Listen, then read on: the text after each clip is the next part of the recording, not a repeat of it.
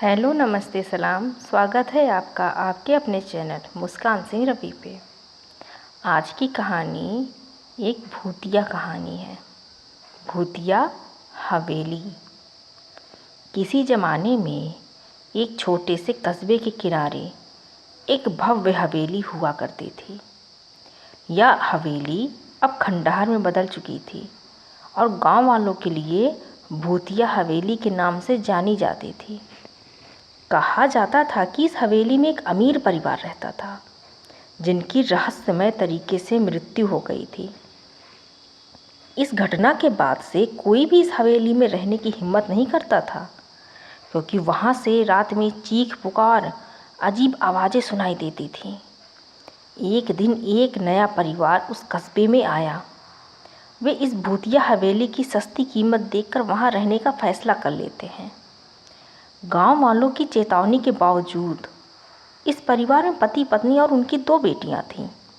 वे हवेली में शिफ्ट हो गए और पहले दिन सब कुछ सामान्य लगा, लेकिन रात होते ही अजीब घटनाएं शुरू हो गईं।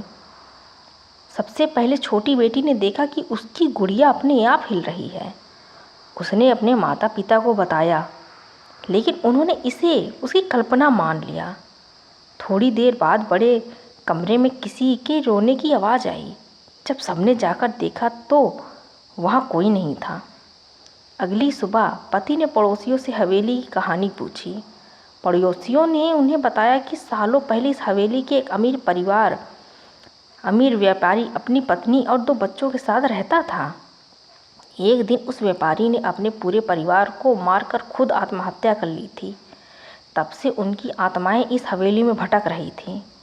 यह सुनकर परिवार डर गया, लेकिन उन्होंने तय किया कि वे हिम्मत नहीं हारेंगे और आत्माओं से बातचीत करके उनकी शांति के लिए कुछ करेंगे।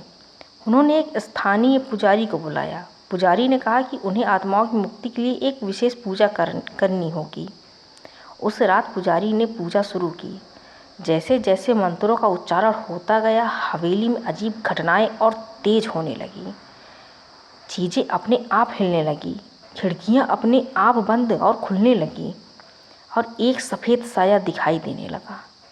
लेकिन पुजारी ने हिम्मत नहीं हारी और पूजा जारी रखी। पूजा के अंत में अचानक सब शांत हो गया। सफ़ेद साया गायब हो गया और हवेली में एक अजीब सी शांति छा गई। पुजारी ने बताया कि आत्माओं को मुक्ति मिल गई है और अब हवेली सुरक्षित है। इसके बाद परिवार ने हवेली में खुशी खुशी रहना शुरू कर दिया। गांव वालों ने भी इस बात की सराहना की और अब वे भी इस हवेली से डरने के बजाय वहां जाने लगे। भूतिया हवेली की डरावनी कहानियां अब सिर्फ अतीत का हिस्सा बनकर रह गई। यदि आपको मेरी यह कहानी पसंद आई हो तो मेरे चैनल को लाइक, शेयर एंड सब्सक्राइब करें। सुनने के लिए धन्यवाद।